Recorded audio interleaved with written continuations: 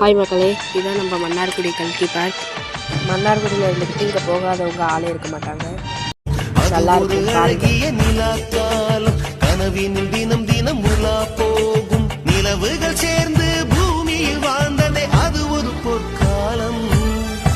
அவரவர் வாழ்க்கையில் 1000 அந்த நினைவுகள் நெஞ்சினில் திரும்பிட